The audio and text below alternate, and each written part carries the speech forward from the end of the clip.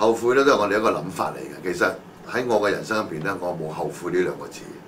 點解咧？因為我知道當我做任何抉擇之前咧，我都好仔細諗過咧，某一個決定嘅正負，即係好嗰邊或者壞嗰邊，然之後做一個抉擇。嗰個抉擇可以話喺當時所有嘅局限嘅情況之下，我認為最好嘅抉擇。既然做咗咁嘅抉擇，有咩需要後悔呢？唔需要後悔㗎。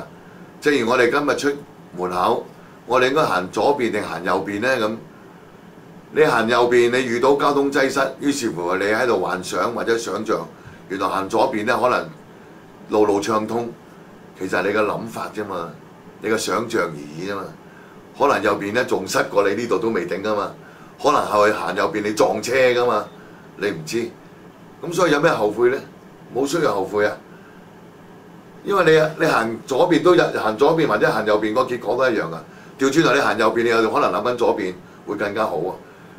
擇偶一樣啊，你選擇一個配偶，你喺當時嚟講，你認為呢個配偶係對你係最適合嘅，咁你咪選擇咗佢咯。咁你唔可以日後我遇到更加好嘅，咁你就後悔啦。哎呀，我當初唔應該揀佢。其實咁樣諗法係錯咯，係唔需要咁樣諗咯。因為永遠都有人好過你，永遠都有人好過佢。咁調轉頭你個配偶，如果揾到一個比你更加好嘅，咁係咪應該就要同你分開呢？唔係咁啊嘛。係當我哋係做咗個抉擇嘅時候呢，其實我哋明白每個抉擇都有個好一邊，有個唔好一邊。但係我哋明白咧，人生係有好多局限嘅。其中最大嘅局限就係我哋係冇可能知道聽日、下個月、出年、10年之後發生嘅事。